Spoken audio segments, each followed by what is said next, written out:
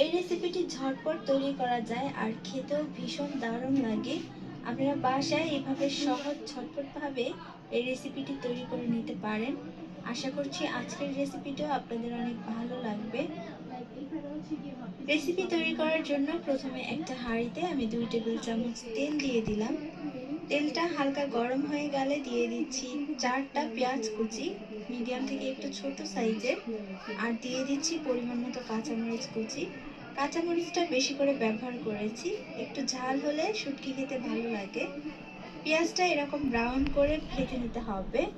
যখন ব্রাউন করে ভাজা হয়ে যাবে একটু পানি দিয়ে দিচ্ছি, মশলা দিব যাতে পুড়ে না যায়। 1 চা চামচ রসুন বাটা ব্যবহার করেছি। এখন এগুলোকে একটু নেড়ে নিচ্ছি, দিয়ে দিচ্ছি 1 চা চামচ হলুদের গুঁড়া, হাফ চা চামচ মরিচের গুঁড়া, দিয়ে এগুলোকে খুব ভালো করে একটু কষিয়ে নিতে হবে। তেলের সাথে মশলাটাকে ভালো করে কষাতে হবে। আপনার মশলা যত ভালো করে কষাবেন রান্না কিন্তু ততই মজার হবে। যখন তেলটা ভেসে উঠবে তখন শুটকি দিয়ে দিলাম। শুটকির মাথাগুলো আমি ফেলে তারপর খুব ভালো করে পরিষ্কার করে ধুয়ে নিয়েছি। এবার এই শুটকির সাথে পেঁয়াজটা হালকা কয়েক সেকেন্ড কষিয়ে দিয়ে দিচ্ছি আলু।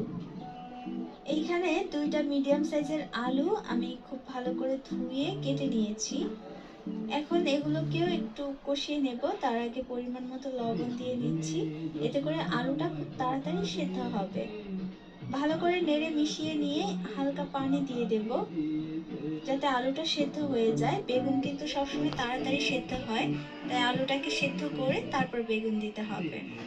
এবার ঢাকনা দিয়ে ঢেকে এই আলুটাকে আমরা সেদ্ধ করে নেব।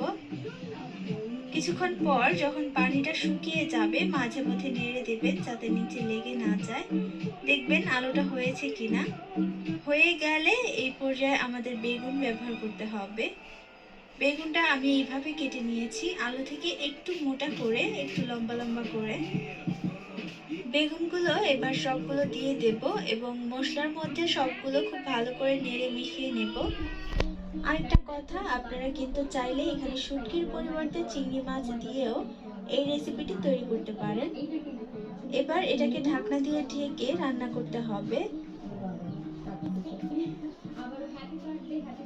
কিছুক্ষণ পর দেখবেন বেগুনটা নেতিয়ে গেছে, এরকম একদম কমে গেছে এবং তেলের মধ্যে মশলার মধ্যে খুব ভালো করে ভাজা হয়ে গেছে।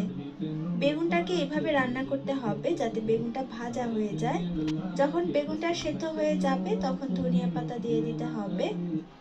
বেগুন সেদ্ধ হতে কিন্তু সময় লাগে না, তাই একটু চেক করে নেবেন আর এখানে পানি ব্যবহার করবেন না। ধনিয়া পাতা দিয়ে নেড়ে নিলেই আমাদের রেসিপিটি কিন্তু একদম সহজভাবে তৈরি হয়ে গেল।